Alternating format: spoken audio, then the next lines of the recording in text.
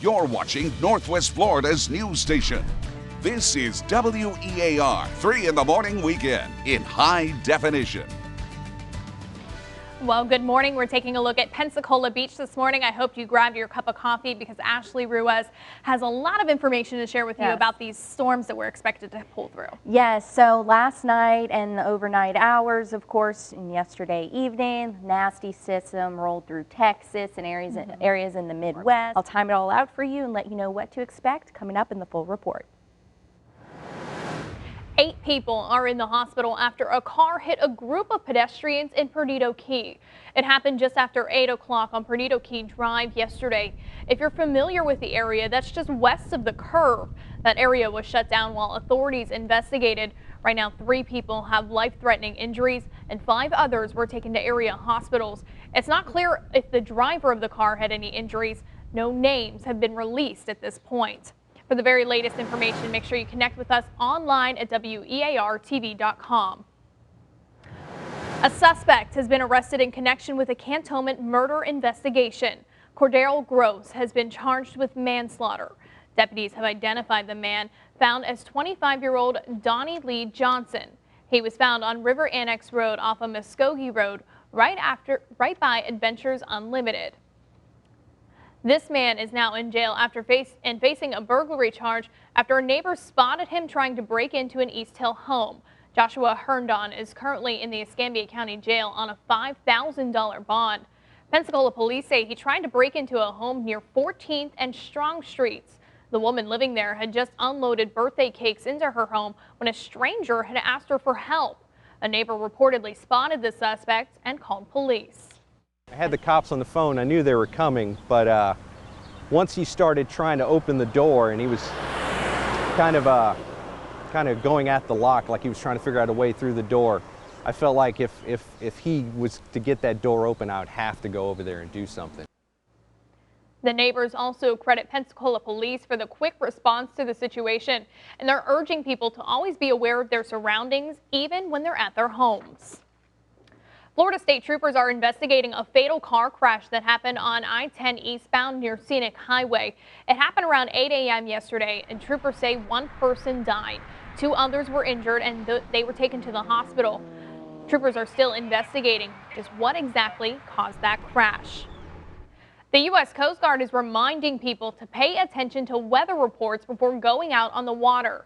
Yesterday, 2 people had to be rescued after their catamaran sailboat overturned off the shore in Walton County near Sandestin.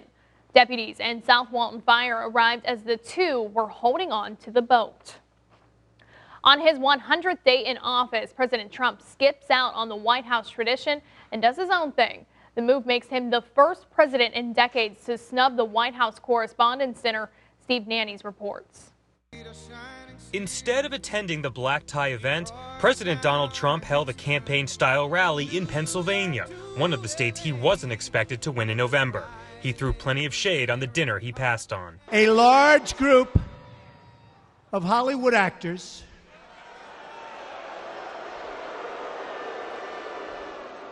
and Washington media are consoling each other in a hotel ballroom in our nation's capital right now. President Trump used his event to rate the media's first 100 days covering his presidency.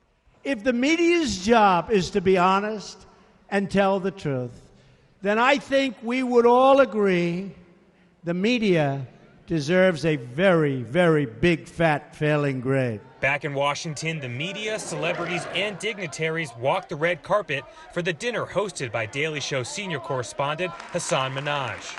Unsurprisingly, the president was a topic of conversation. The leader of our country is not here. And that's because he lives in Moscow. As for the other guy, I think he's in Pennsylvania because he can't take a joke. You guys have to be more perfect now more than ever. Because you are how the president gets his news. The last time Trump attended the White House Correspondents' Dinner was in 2011, when he was the butt of jokes by comedian Seth Meyers and President Obama himself. Some might argue the ribbing spurred him to run for president. Earlier Saturday, protesters backing action on climate change used the milestone day to march in Washington. Other protesters gathered at Trump Tower in New York to mark what they call 100 days of failure. But Trump used his weekly address to hail the first 100 days in pure Trump style. I truly believe that the first 100 days of my administration has been just about the most successful in our country's history. I'm Steve Nannis reporting. This was the first time in 36 years that a sitting president was not attending or speaking at the dinner. Richard Nixon was the last president to skip the dinner completely. We want to invite you to watch a national roundtable debate on President Trump's first 100 days. It's Tuesday, starting at 6 p.m. on WEARTV.com. Escambia County Fire and Rescue visited over 600 homes this weekend in conjunction with the Wedgwood Health Fair. They installed 78 smoke detectors and 21 carbon monoxide detectors around the Wedgwood community neighborhood. They also replaced the batteries in any unit that needed it. The Pensacola Crawfish Festival will continue today. The 33rd annual festival features 16,000 pounds of boiled crawfish provided by a local company. But you aren't limited to only crawfish. There's red beans and rice, seafood gumbo, and etouffee, even a crawfish eating contest. We caught up with the winner of the Channel 3 Zone Fiesta Treasure Hunt. Been working on this treasure hunt for probably 20 years, my wife and I. And we just, it's something that we enjoy together. And it finally happened, I was down here this weekend. The festival starts up again at 11 a.m. and goes until 5. This weekend, the fish are flying on Perdido Key. The Floribama's annual mullet toss starts at 10. It's a giant beach party that involves tossing fish across the Florida-Alabama state line. $15 gets you a fish and a souvenir t-shirt. The event raises about $40,000 a year for local charities. Flyboards will be jetting to downtown Pensacola again today. Palafox Pier saw one of the newest extreme sports, flyboarding flight. It uses the power of water to send a rider flying through the air at extreme speeds and even flowing through the water. There was a freestyle competition at the pier, and organizers say it's just the beginning of the fun. We do our qualifying rounds today here at Saturday, and then tomorrow we go head-to-head competition for all of our national athletes. Keep an eye on the water. An event scheduled for last night did have to be canceled due to the weather. A local salon raises over $4,000 to cut down on child abuse. De Novo Salon held its first cut-a-thon yesterday. Stylists provided haircuts and a raffle, even a silent auction. And all of the proceeds are going to Gulf Coast Kids House and Child Kid Help.